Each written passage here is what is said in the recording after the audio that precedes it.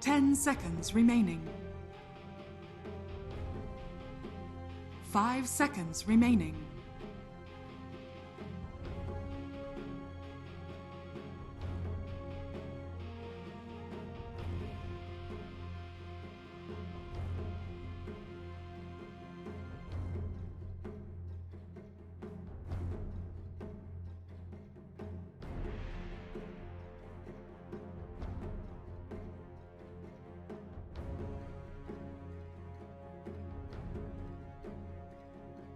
Dire team pick.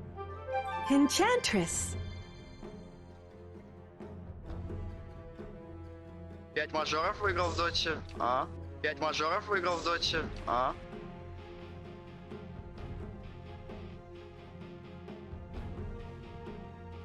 10 seconds remaining. 5 seconds remaining. Choose your hero.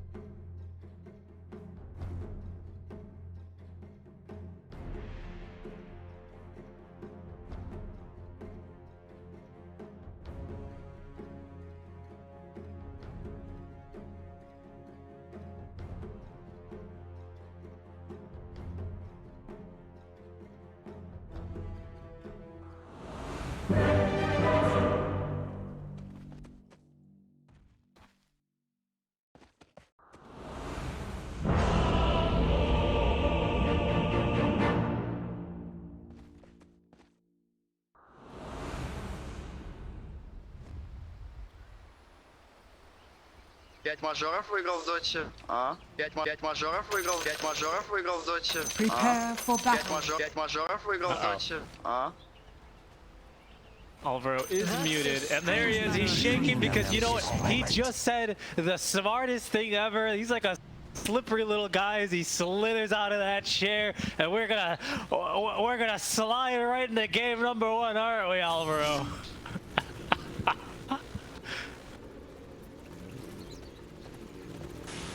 Wait up. Hold on. There's no time. Okona's dying. First blood to herald the break of day. I was telling our audience, as I was speaking privately to them and not to you, Richie, that it does feel like the panel was really Don't be that's mad. meant to do. The whole idea of like outsiders is just Ramses carry us, 30 seconds to battle. and in the case of Navi, it's Io Gyro or bust. I'm with Lizard on this one. I do think Io Gyro is a little bit overrated even these days. I do like the outsiders draft a little bit more as a result. I think Really? Terrible is just great. Yeah. Even with solo Enchantress, you still think TB is strong? Yeah, I think it's fine. Like, I mean, I would say that both teams, I would say that Navi is a more useful team besides that. But I was expecting some sort of combo. The with battle one. I guess you have like begins. Avatos with Dawnbreaker joining in. With Navi. Somewhat of a combo. Yeah, no, this I think this combo is great. Actually, I strongly prefer this Navi lineup. I think this.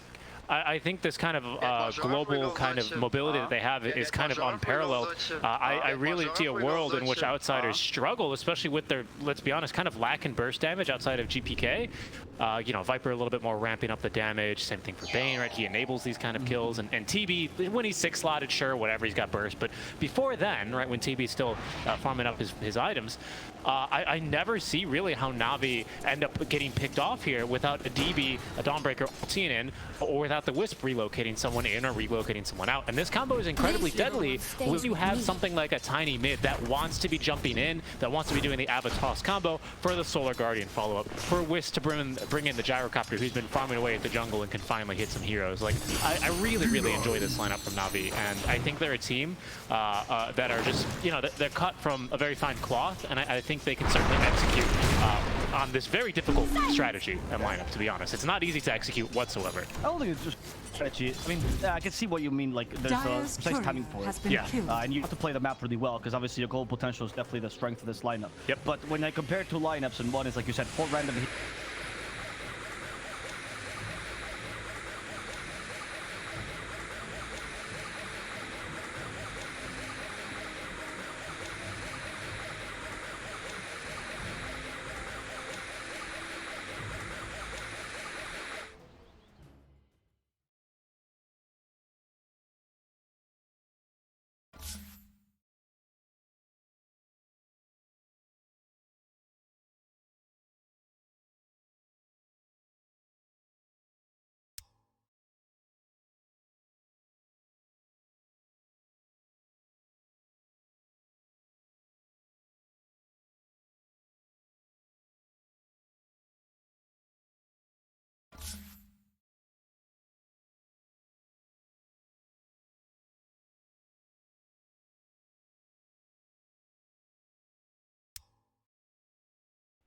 I mean, obviously Bane can Fiend Script and get kills afterwards with Puck. It's not lost. But when you pick a Viper off lane, the goal is not to lose that lane. I feel like Gyrocopter really disturbed that pick a fair amount. And you do have a Navi squad that can also do the same kind of pickup. And also has their own laning heroes. So this is what I'm scared about. I think the early game can definitely be a stomp for Navi. Especially if they utilize the global potential well of the Dawnbreaker. And that's what Outsiders needs to deal with. Secure that space for TB that they, you know, drafted for. Yeah. Yeah, I mean, and just one thing, right? Like, yes, we know it's Io Gyro and, you know, Io Tiny, they kind of broke up, and now Io Gyro is their new best friend. And but I would still say that there's a point at this game where I think probably Sweden Strong wants to be reloading Tiny into these fights and maybe just leaving the Gyro back. Yeah, and that's actually another really strong selling point to me of this Navi lineup, is that the Wisp has multiple partners. Oh god, wow, not played. Good use of the Nightmare so Lace can get the last hit, and then they can still hit the Hakoda. As the Starbreaker was available, but Hakoda, I mean, a little bit fast, they weren't really committing. Thank you, you precious. There's plenty of damage there out from the illusion, or just the Ench, just tossing in these spears. They're not even the impetus yet. It's just like the physical harass damage with a simple Blightstone starting to add up. That's now a death in 2 lanes. Hakoda's gonna get off the Nightmare. That should see him safely away from the top lane. But things not looking so good so far. Still plenty of time to turn them around, of course, especially with a mid laner like a Puck, who is going to be enabled a bit sooner to rotate away than something like a Tiny. I do think this is the one lane that you could lose if you're Outsiders. Like the Ramses will just be able to recover jungle. I think the crucial lanes are definitely the Viper. He has to win that. And like you said, the Puck, more than his lane going well or not, it's about the rotations he can make. He has to be able to play the tempo game against his Tiny effectively. If no one pops up, it'll be tough for Outsiders to make it back. Yeah, well, yeah. No one's got a lot of great targets first. Deleting a Bane. Like, Bane is a super high impact support at almost every single stage of the game, right? So even, like, you know, compared to something like, I don't know, like an Ench super late in the game, like, Bane going through Fiend's Grip, like, that's a massive kill. And Tiny easily has that basically, I don't know, maybe from Blink Dagger till the end of the game, he can solo kill Bane. And that's, like, such a huge advantage, right? Let alone if he can, like, get the jump onto, I don't know, Clock, a Puck, like, it's really, really dangerous here if this Tiny can get out of control. Lizard was saying how he thinks that's a little bit of a necessity for Navi to find success, and I generally agree with that as well. Not overcommitting because they're locked in bottom where they got the kill. And they lose Sweden Strong, which means Vatoon is now only a Gyrocopter, and this here, that sucks. Did try to kill it. This hero does suck, but he is level 4 compared to level 3, so it's tiny little bit of a level advantage, right? Does help out a little bit. He's got the boots already, so, you know, he's not in too uncomfortable position. Much unlike Ramses, who is currently getting harassed behind his tier 1 tower, Hakoda is going to find himself the victim of a Starbreaker here. Solo, in the meantime, is simply going to walk away from his old teammates there. Even though the buffs to meta were good, they're not strong enough there for the kill. DM is dead. Look at that. Gyro became a hero all of a sudden. It's like the icon. And he's got level 2 now running away from the clockwork and get close to the creeps platoon. Close to him. Okay, now close to the IO. There we go. We solved the battery assault problem. Okay, not bad. That was an overcharge level 2, and now tether level 2, which, by the way, you can finally level up. Thank you so much, Jeff Hill and the team at Valve. You can finally level up tether when you're tethered, which is huge in the laning stage, because this thing costs 40 mana every single time to recast, which does add up a bit in the lane. It's a little painful, especially now if you want to, like, you know, take some points in spirits, which I think might be viable this game. Although not seemingly for Sweet and Strong, who's 202 so far. Good buff. Yep. Being strong. Dyer's Up to courier an awkward has been foil. He's killed. warm to the high ground. That's the flash. Get tethered to a creep now, but there's nothing to tether to. Sweet and Strong will die. I was gonna mention it's the cooldown as well, so you can make these kind of plays and like tether out. But unfortunately, there was nothing he could tether to. That definitely would have mattered because we would have had to recast tether and everything. Jeff Hill, what a wonderful person. What a wonderful person. Big Jeff Hill fan. But that's at least some pressure being relieved in this bottom lane, right? A second death now on the Wisp, even though you haven't yet found the big guy in this bottom lane, which is Vtoon. He's rocking the Javelin already. Some pretty good damage to tear through this armor. Maelstrom up very scarily soon. And then, I don't know, this, you know, Viper, not necessarily a hero that can just push the tower while ignoring the carry. You know, he does kind of rely on booting out the enemy core to be able to push a tower, and, you know, backed by a Wisp, I think Gyro's only going to end up leaving this bottom lane if there's, like, plenty of ganks and support, or whenever he wants to go for Radiant's top tower is On the under top, attack. there's no one's first rotation. No need for the blink, and he actually rotated earlier than GP. Well, actually, GPK got the IO kill earlier, so it's kind of even for now. Yep. Which blade? Oh no, sorry, it's Bruce. It's Dyer's first. top tower is under We're still attack. gonna be a while until both heroes are good enough to get solo kills. No one just tried to rush this blink, that blink dagger. I don't see any stacks for no one though to speed that. Yeah, no Dyer's big structures stacks are either fortified. for outsiders, who already send Ramses Radiant's away middle into the triangle. tower They'll is tuck under him away attack. there safely because Lays Dyer's and top tower is now under both attack. Solo are kind of starting to take over a little bit of this outsiders map. This is again one of the buffs that Ench gives to your team, is she can kind of ruin the enemy jungle a little bit here, as Hakoda's finding out, taking a fair amount of harass. Dyer's They top take the tower tower is up falling. top, which means now Dawnbreaker's free to rotate. So Platoon was trying to push away the clock from his jungle. As you said, Solo is just dealing with Hakoda. It does make it scary though. Outside of know where to play. Gyro's a hard hero to kill early, especially with a Dawnbreaker present, especially with the Aya always with him. It's not really a Dyer's place top to tower is gank or under to attack. play for the triangle, which is where Ramses is right now. Yep. Yeah, and it's this kind of like economic chokehold that I'm starting to see a lot of teams really very well on. Especially It's starting to change a little bit now with Yamich kind of making a bit of an aggressive rotation in. But for the most part, if we had like the heat map stuff, like you Dyer's would see middle tower Navi is farming under about attack. 3/4 of the map compared to outsiders who, yeah, they've got the mid and bottom lane and also the triangle, but top is like none of that is theirs right now. Yep, exactly. They don't have any vision hero. Well, I guess Enchantress you can consider. Even like a Beastmaster, for example, would be easier to do this. Radiant's But they're bottom playing the tower Enchantress can is make under as much attack.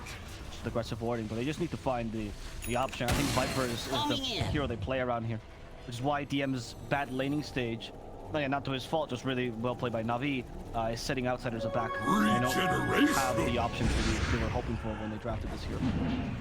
Dire are scanning. Not quite yet, anyway. No one in the meantime, you know, is going to be even more bad needs bears because he is chugging along very nicely for his first item, which is going to be the Link Dagger after the treads. It's probably about 2 more waves and a couple of camps, and he's right there.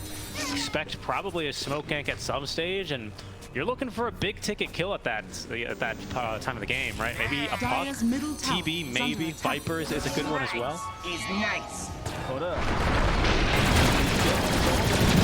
They set their back. A little toss back. Yamich is the target. Illusions are kind of body blocking Yamish there. I think that's his illusion. He will get away. Okay, they are his illusion. Radiant's bottom tower is under attack. And I'm kind of curious what this offline Dawnbreaker build is going to be. Of all the positions that I've personally casted and seen Dawnbreaker games in, I've yet to see her in the offlane once. I've seen her a lot core. They like her a lot core in NA. I've seen her mid lane a couple of times, even just last series, right? But eager to see her, what the differences are and how Lays decides to play it. I think offlane is the slower mid, honestly, the way I've seen it play at least.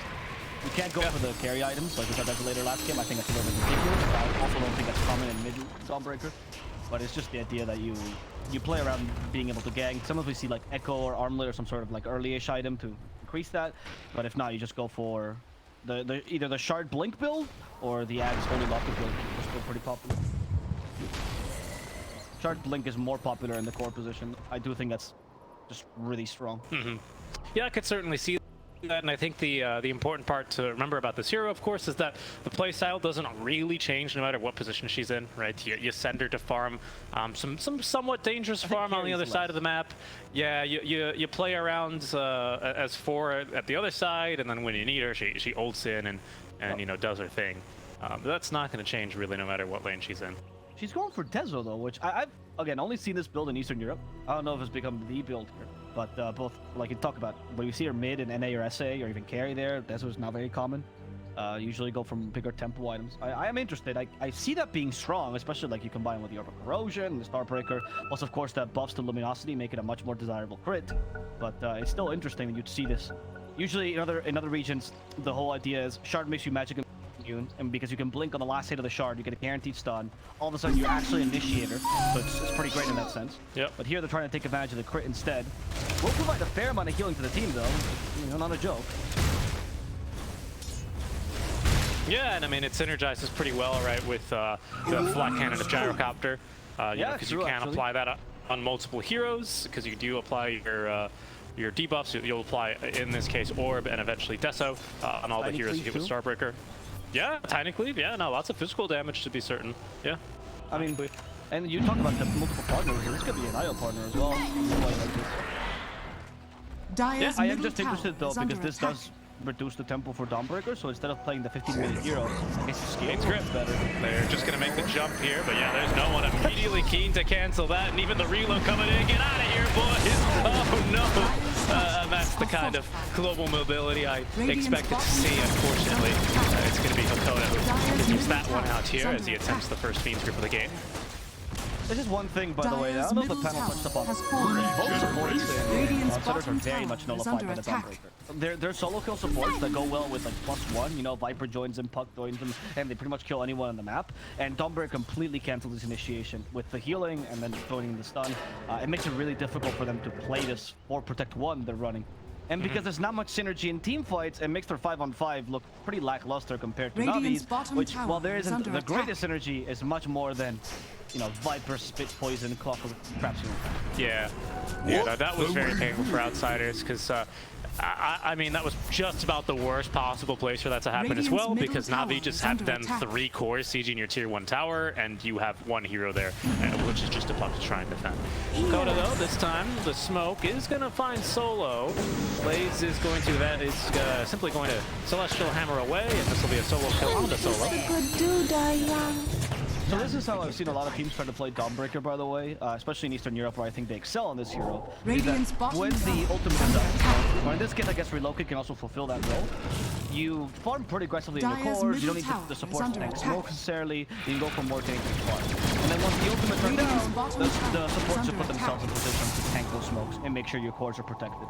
And we can see this from Navi, right? When they actually smoke after the Solar Guardian, Radiant's Enchantress is the one. are fortified. Oh, they messed up the Fortify. Not too big of a deal here, because no one still finds the blink. There's no hook shot, by the way. It missed earlier onto Lays. So Eden Strong does reload in Vatoon here, as Hakoda, without his ulti, can't really offer much. Yamish is going to at least erect the cogs and attempt to get out of this one. Reload is going to bring back both the Gyro and the Io, but it's GPK in trouble, as no one voluntarily snaps the coil. There's going to be the Solar Guardian, because they are fighting top lane as well, where they have dispatch of the Gyrocopter here, and even the Nightmare for Lays, but Ramses needs to get out of town. He's a bit low on the HP. the Sunbreaker, at least will go Hakoda. I don't think they can deal with Ramses. They're still a little bit afraid of the Sunder. He was just barely out of mana. So I don't think they could have killed him in time. The choice of reloading back with a gyro was interesting. I guess the plan was always the Solar Guardian in, but Laze was a little bit late on that Solar Guardian, and Gyrocopter got destroyed a bit too quickly. Yeah, that bonus damage on meta now that it's maxed is certainly no joke. Ramsey's pumping in 1400 there extremely quickly through a Wisp heal, which is not too crazy yet without a mechanism, but still it's maxed overcharge, so that does add up. Yeah, no, I mean, the Sunbreaker is scary. Radiant's They're bottom playing around her tower as is the under Winston attack. right now. I guess later, once it comes up, it's going to make it huge difference. You're not going to kill TV or that's not your goal as Dawnbreaker, but especially for the Viper, the fuck, to some degree, if he gets caught with a stun. Yeah, Dire's Ramses top is tower actually is deviating under attack. into a slightly earlier than normal Scotty. I love this. It's not super crazy. He's definitely a hero that can do it, and it's in his wheelhouse, but plenty of healing that needs to be negated here. I think Ramses kind of sensing he can't afford to go for like a Scotty into a BKB and then, or sorry, a Manta into Scotty, Manta into BKB and then Scotty. Like it needs to come online soon. Yes. He's the hero, right? Like, he can't rely on his teammates to do other things. My He has to do sprites are everything. with us. This is really the guy. Solo being a bit cheeky there with his Acorn. He toggles on over the Nightmare and eventually will get the D-ward. It's going to be pretty crucial. Look at this vision Navi have in the jungle of Outsiders. They've got all 3 cliffs warded. Or had. Remember we talked about earlier how there's no Fox is going to be problem because he can't get vision. They were like, what if we just use and make it our own? It's a good use of the Edge, honestly. It's really difficult to beat her as we just saw with Look how effective this Warhide Raider is at tanking plenty of armor on the sky. And, well, eventually we'll get through here. There's the Deso completed as well for Laze. And plenty of minus armor here to assist with first row. Maybe, oh, actually, maybe he also saw Satanic. He saw the Claymore, and that was also what conditioned him into going for Scotty. Yeah, that could be.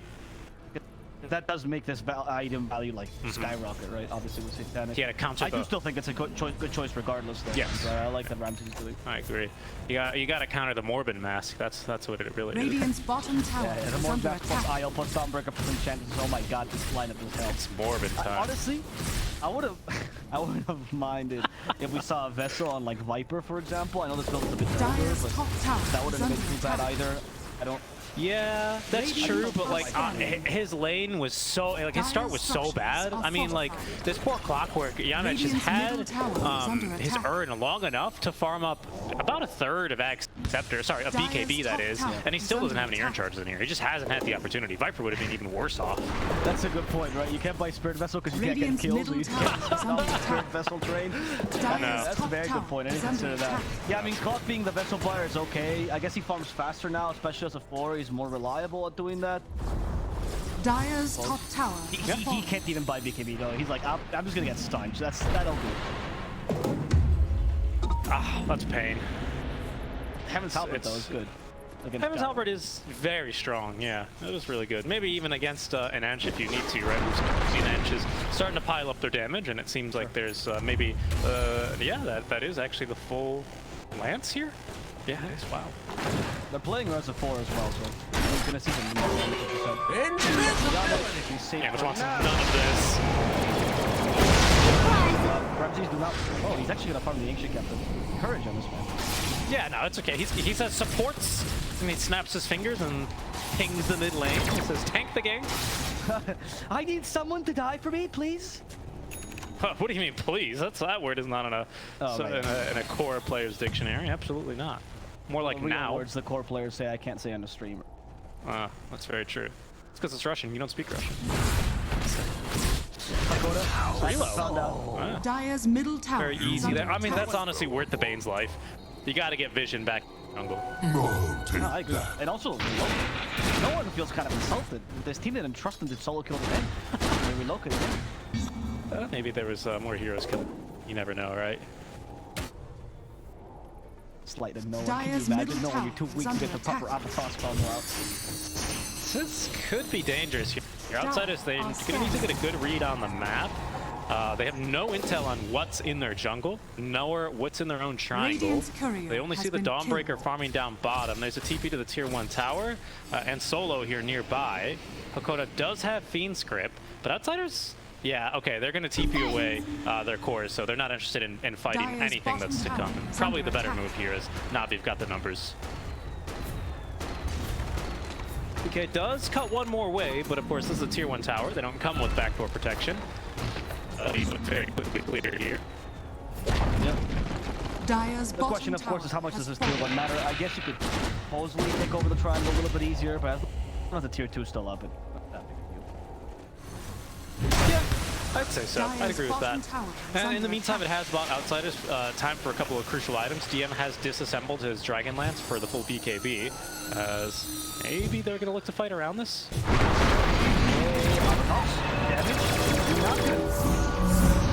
Blink or something. Oh. She caught him on the last hit of the Starbreaker.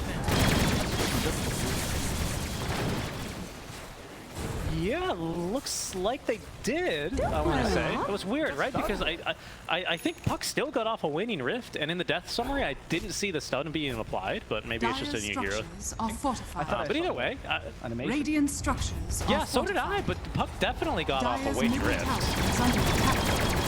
Weird. Yeah, no, I don't know. Either way, I mean, a kill's a kill, right? Navi aren't going to be complaining about it too much, especially if they can make this a +1 here. Onto Ramses, they need to keep him stunned up, and they have the control. It's perfect. Nightmare or not. Now it's going to be a nightmare for Hakoda as he's dove underneath his tier 2 tower by 4 heroes, 2 of which are going to immediately teleport away. Oof. Yeah, no one is popping up. I think we can safely say Dire's no middle one is tower popping. has fallen. His role here is not to farm like crazy. Dire's bottom He can tower leave the is 2 under cores and just attack. need to do that. He's just there to create space, and because of the combo with Dawnbreaker now, it becomes very easy to kill territory. Yeah. And look, a Viper, doing nothing, unable to really help out this. It's such as the way of Viper. It's lose game. I mean, like win lane, Dire's lose bottom game, and also tower lose is under lane, attack. extra lose game. Like, I mean, my goodness, this poor Pickle. It finds himself being in one quite frequently. Yeah, it should have been a 5. I do think that was the for Outsiders. We should have flexed into a stronger offlane. Putting all your eggs in the one basket. I did think Terra would be able to carry this, but frankly, I didn't think that the lane would go that widely. And the supports being nullified makes it so that Outsiders, their only play right now that they have is cutting lanes with Radiant's Spock. top tower As possible to do too. Yeah. And that's it. Getting Gex Yeah. is too difficult. As long as we locate or what's it called, Solar Guardian is up, getting ganked is impossible. Yeah, that's very true, right? I think we saw that with the very first usage of the grip. The second one was fantastic, right? Because that was on the relocate back, where Navi did end up taking a fight pretty far away from their base, so they had a pretty easy kill there onto B2. But everything else here has looked very one-sided here. Navi kick off another fight.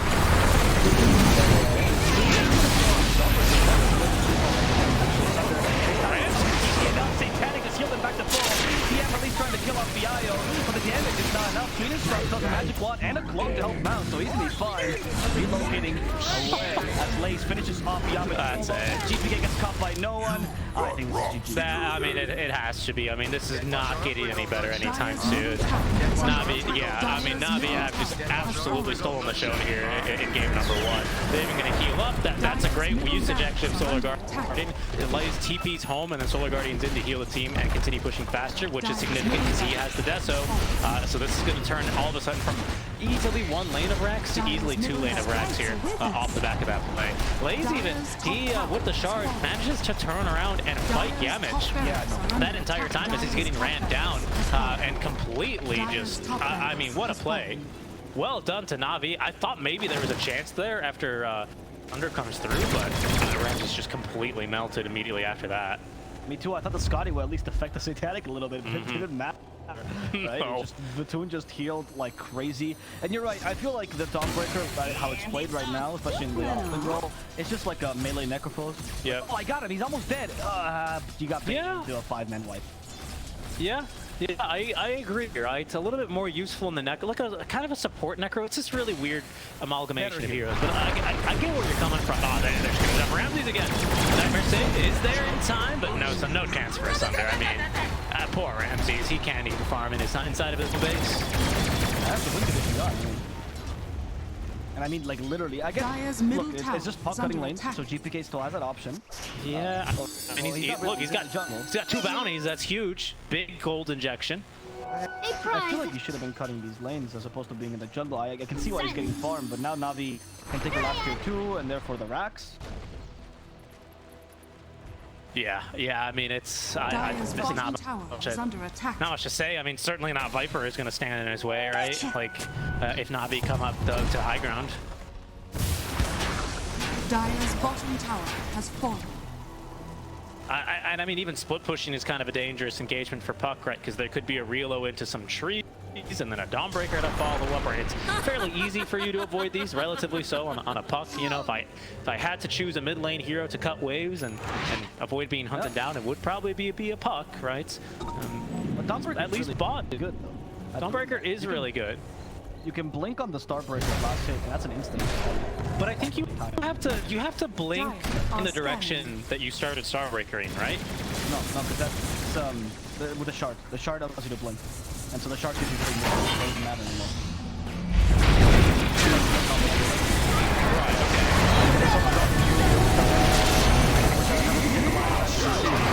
We kind of took a little bit there, but it didn't really matter. No, GPK is TM will spit as the GG is called. I spit on you, but it's not gonna make it. Radiant I mean, yeah, masterclass. This is, I mean, it's kind of exactly what they thought this draft was going to be, and the kind of crappy part for outsiders is that I don't really think they misplayed too much in this game. They just, like, their draft played perfectly into what Navi did, like, wants to do with their lineup, right? We want